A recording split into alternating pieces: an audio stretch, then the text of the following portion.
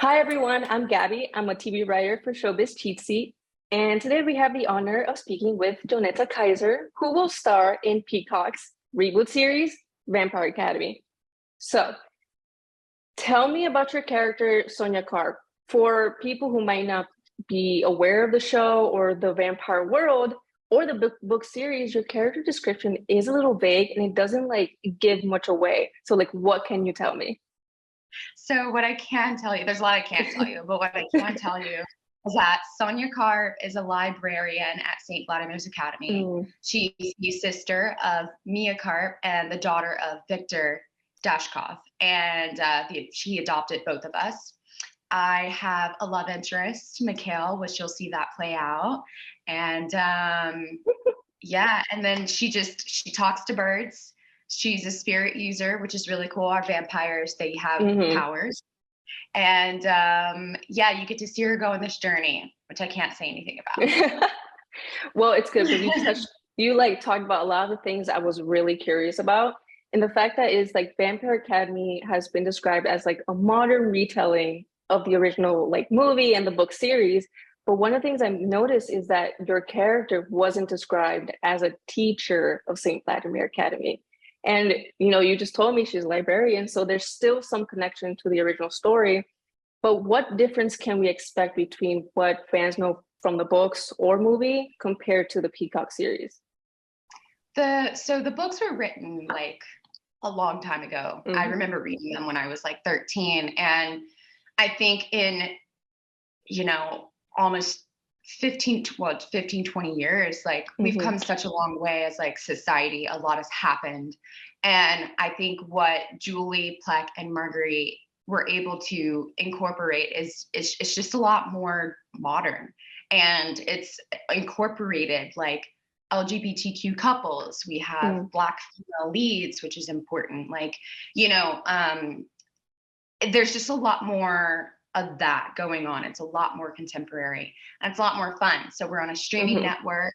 So there's sex, there's cursing, like we can do all the things. So it's going to be fun. It's going to be so fun.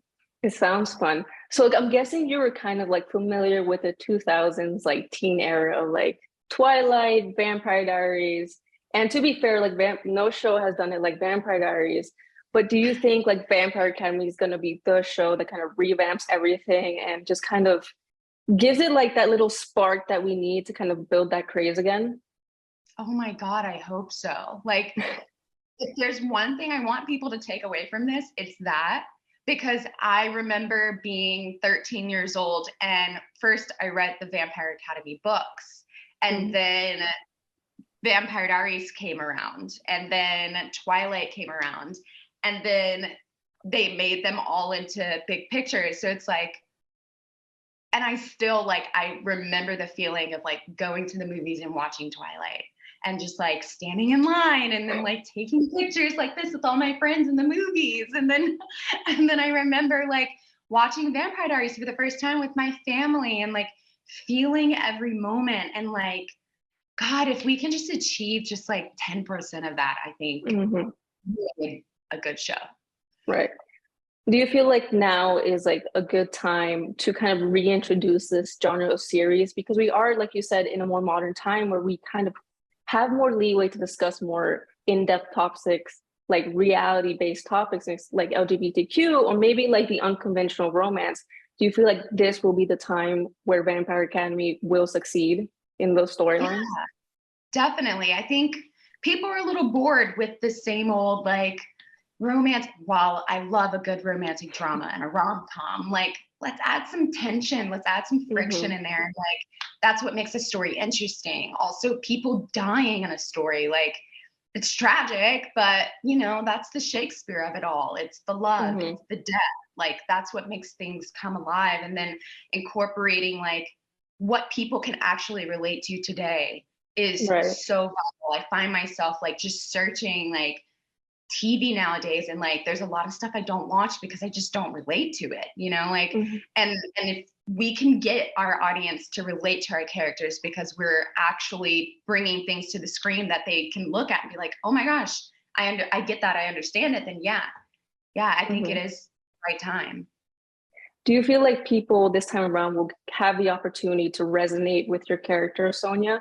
Because while she has a good fulfilled like storyline in the books, in the movies that became equally as popular, we didn't get a lot about her. We didn't get like the crux of who she is.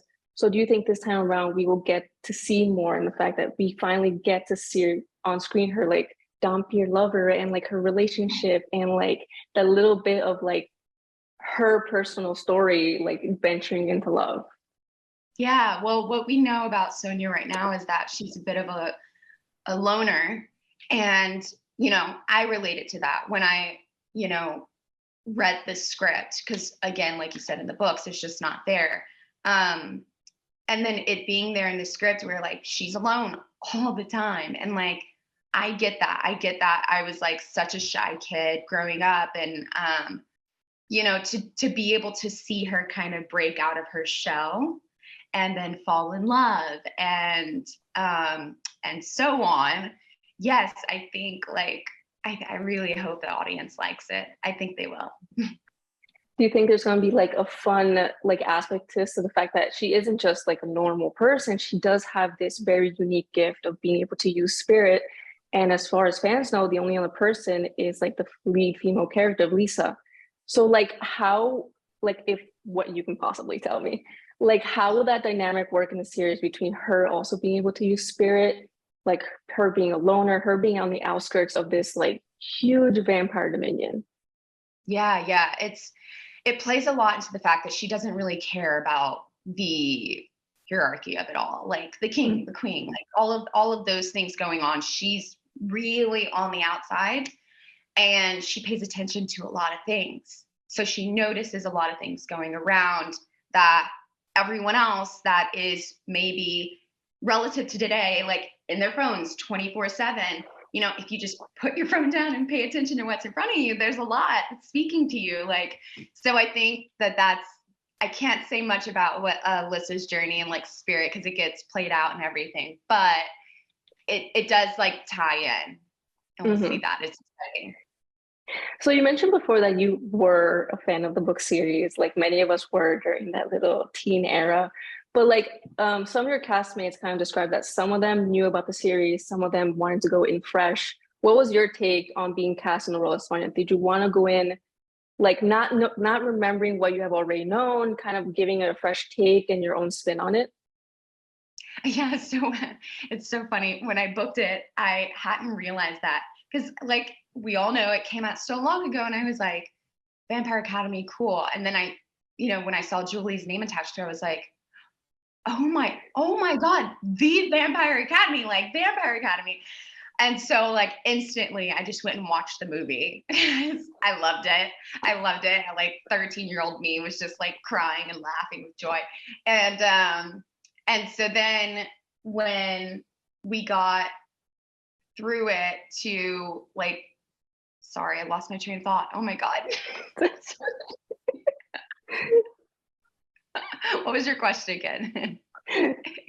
Oh God, no, even I lost my train of thought. Oh, right. Okay. So like when you got cast in the role, like did you have this idea that you were gonna forget what you knew from the books and kind of go in fresh to give it your own take to the character? That was our thought. Oh yeah. So I started to like reread the books when we got to Spain. But eventually we started doing so many night shoots. I just like was so exhausted. I never got past like I think it's book 3 when Mason dies. I'll get to that part in the books. So. Yeah. It was intense, and I just remember like crying, and I'm like, oh my God, I still love these books so much. But yeah, I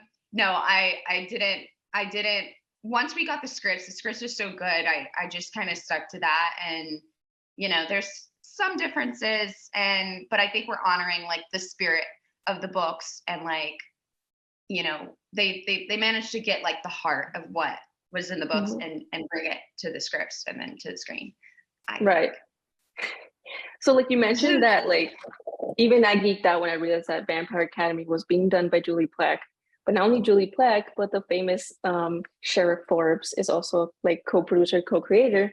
So what was it like being like working with them, knowing that their mind, having created Vampire Diaries, is also going to be translate to Vampire Academy? did it feel surreal, not only as an actor, but as like a dedicated fan? Yeah, it was surreal. Like we did our first table read like in person, a big group of us, and there's so many of us, Hmm. the ensemble, and then whoever else was just there as well at the time. And we sat in the castle that we were filming in, and Julie and Margarita are at the head of the table, and I'm just like, oh my God, this is my dream come true. I cannot believe it. And then like being on set, Marguerite was there for a lot of the days, and she's so just kind. She's so tenderhearted. And so like there would be like an emotional scene or something, and she would just come over like crying. She's like, that was so good. And it's like, okay, I believe you. The director's saying, okay, yeah, good, or whatever, moving on. But you're crying. So like we did Pure something validation, here. 100% validation. Yes, she gets it.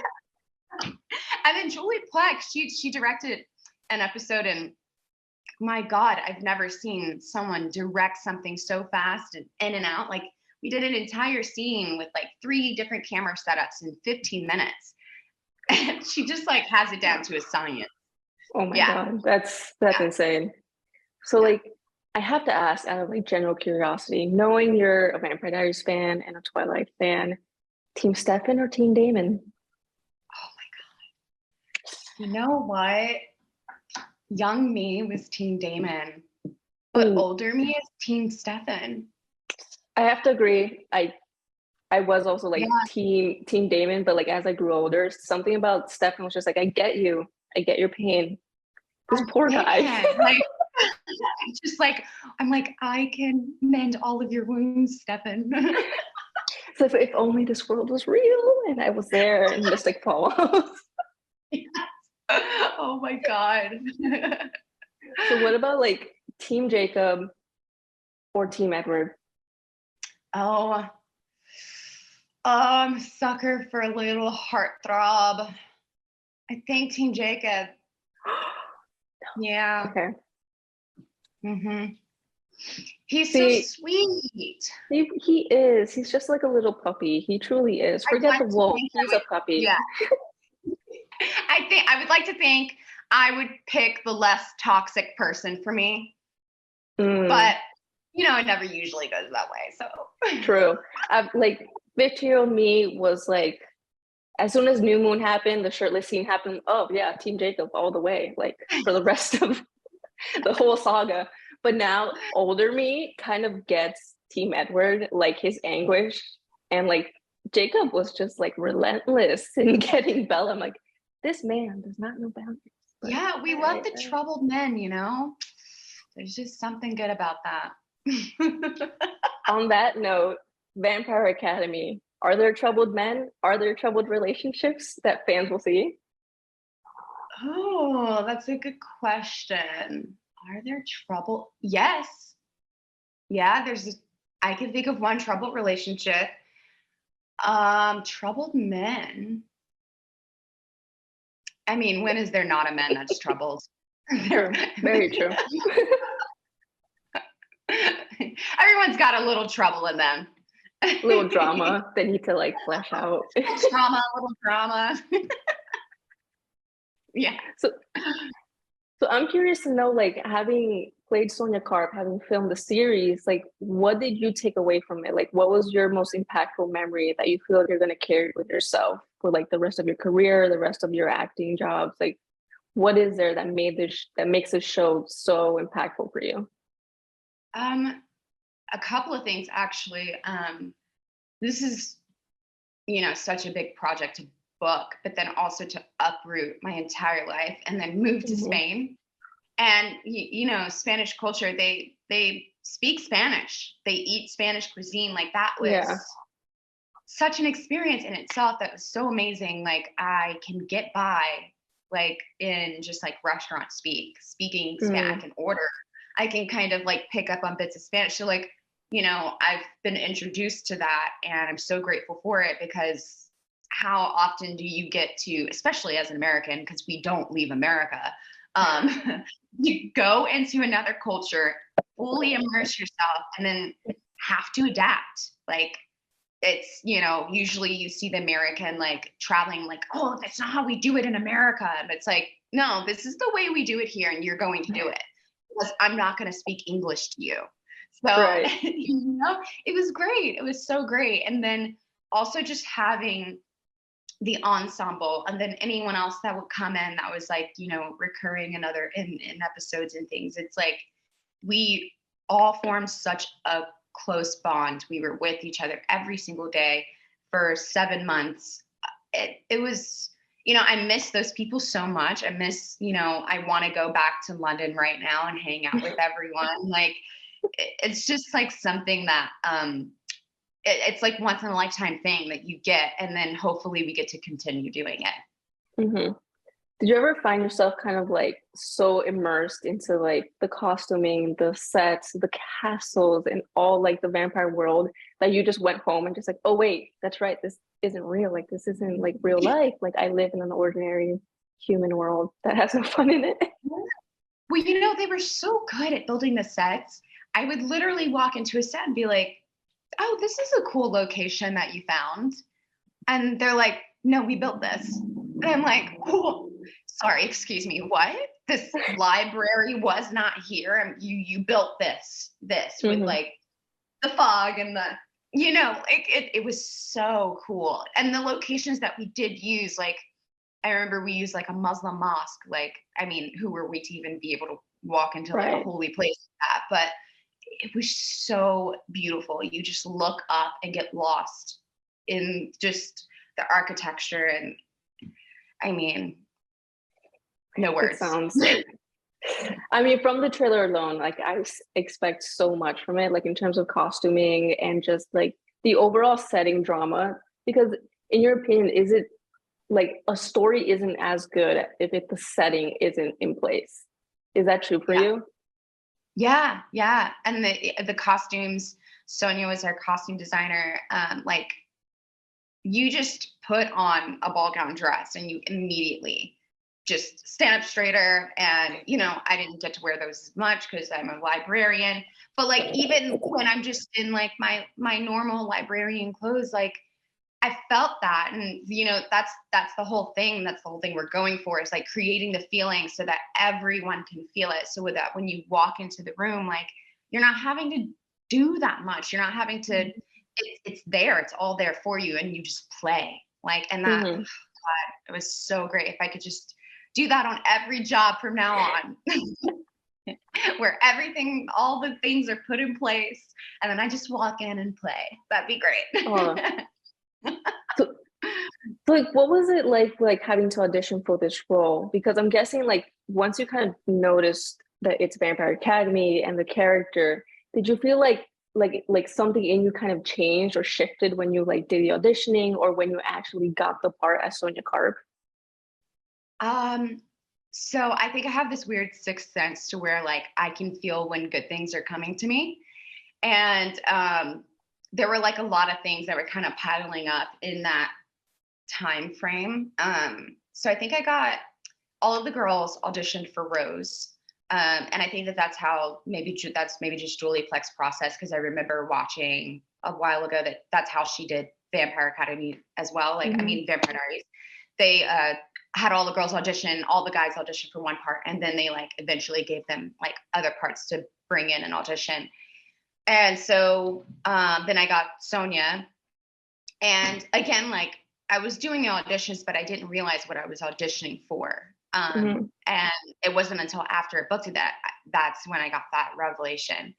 So yeah, it was just an interesting process. But when I got Sonya, I immediately just understood the character. So I was super, super busy. It was really hard for me to be like, I think I even like, made up a couple of words or whatever, just because it was, when you're auditioning like that, it's kind of crazy. And so yeah, like but I did it to my best ability and they loved it. So yeah, it was such an amazing thing. And I'll never forget like those couple of weeks of my life. I just got back from Mexico from filming a show. And then I was about to go back to Mexico to do a pilot. That didn't work out. And then I got, you know, producer session, director session. So it's like just all of these things happening at the same time. It was great. So like since having seen as you've read the books and I've read the books, there are some certain character details in like physical appearances, maybe hair color or ethnicity that were changed for the Peacock series, especially even with your character Sonya Karp or even Lisa Dragomir and even Rose Hathaway. Like there are clear differences between the book and the series. But do you feel like this needed to happen for this series in this time period, like where we are in terms of society? Oh my God, absolutely. You know, we come so far past the point to where we're watching a project and everyone in that project is just one color. Like, let's diversify it. Whether it's a Black show, like even BET incorporates like white people into their shows, and so it should be the same the other way. You know, like there's no show that should be, oh, it's a white show, oh, it's a Black show. Like let's incorporate all people, all races, and all genders, because of the essence that they bring to that character. It shouldn't, you know, unless we're doing like a biopic where that person actually was Black, let's please cast a Black person, play a Black person. But like outside of that, especially in a fantasy world like ours, there are no rules. Like we are in the middle of nowhere, somewhere in the middle of somewhere, and we're playing vampires. Like there's no one race of vampires that I know of. So, you know, why not? Right. Why not? That. I would just say, like, I thought that was so refreshing because we even saw that with Julie Plex in Vampire Academy. Maybe not so much as like now, but we saw how she changed Elena's overall appearance, and fans were so upset at the fact that they made her from going blonde to being this brunette, like brown-eyed, like girl next door. Because oh, that's not the character. Elena's not that type of beauty, and people were just like, in the end, it proved to be one of the best changes they've ever made. So yeah. I agree with you. Like Vampire Academy having made those changes kind of adds its own unique flair to the book series, because there's only so you can't, like in my personal opinion, you can't reiterate word for word what the book says, because then what are you getting? Like, well, you're not getting a sense of uniqueness. You're not getting really anything from it. So do you feel like Vampire Academy having made all those changes will kind of either just stick to the storyline, or is it going to elevate the storyline farther than anyone would have expected? Yeah, well, I think it elevates it. Firstly, because I've met CC Stringer and I hung out with her for 7 months, and she is in every way Rose Hathaway. Like I am confident there is no one else that can be so on the T personality wise as CC Stringer to Rose Hathaway. Like that's what Julie and Marguerite did, like, you know, and thankful to Peacock for like allowing it. They casted people based upon, when they auditioned us, the sides that they gave us weren't even real sides. They were so like, okay, they got greenlit and then we're going into productions in September. They were like, they didn't have time to like sit here and be like, okay, we're gonna make this person with blue eyes and green eyes and da da da da da. You know, like it's like they cast who was the best person, who had the essence the most for every single character. And that's what's so great, because like the whole thing for an actor is like you feel the character, you become the character. So yeah, I think we've been able to achieve that, and I think the world's going to be interested. I think it elevates it for sure. Right. So like thinking about Cece and thinking about like your characters, even Sonya has this kind of future empowering storyline where she kind of finds herself, finds her inner power.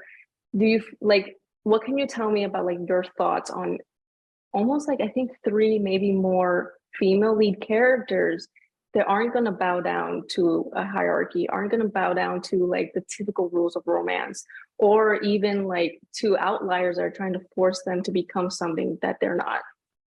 Yeah, well, I love seeing powerful women in leading roles, first of all. I think that is so amazing and so inspiring. And we have Anita Joy playing such an iconic role as Tatiana. We have Cece playing Rose with Daniela, playing Lissa. Like I'm so excited to watch it. I've seen the first 2 episodes and I love it. And I can't wait to watch more. So it's gonna be great.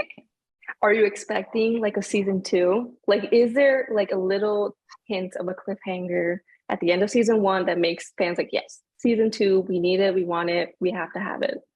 Oh my God. So first of all, there's lots of little cliffhangers, but I'm not going to spoil anything, but I do hope that we get a season 2 because I would love to go back to Spain and be with my little Vampire Academy family again. Oh.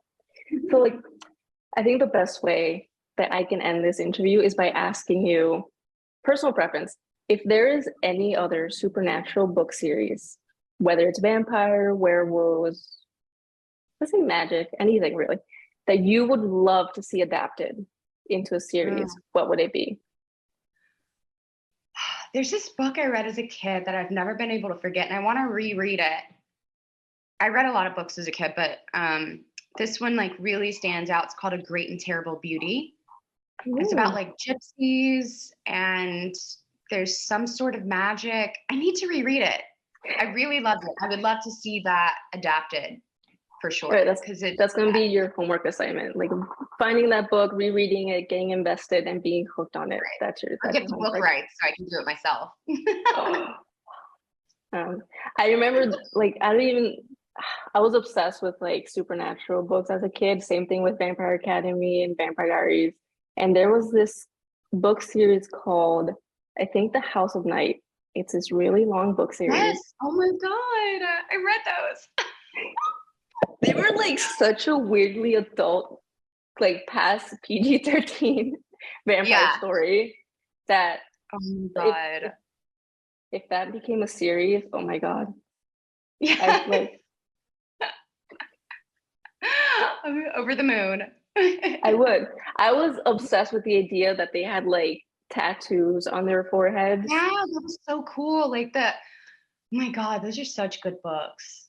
They were. Wow. Missed opportunity of the teen supernatural era. Like vampires are back. It's never say never. I know. I agree. The vampire era is coming back stronger than ever. Gonna like literally revamp TV. Yeah, absolutely. Oh my gosh. Well, it was so nice talking to you. It was so nice talking to you as well. Thank you so much for the interview. Thank you for giving us a little tidbit into Sonya Karp and what we can expect from Vampire Academy. Thank you so much, literally so much. Bye. Bye.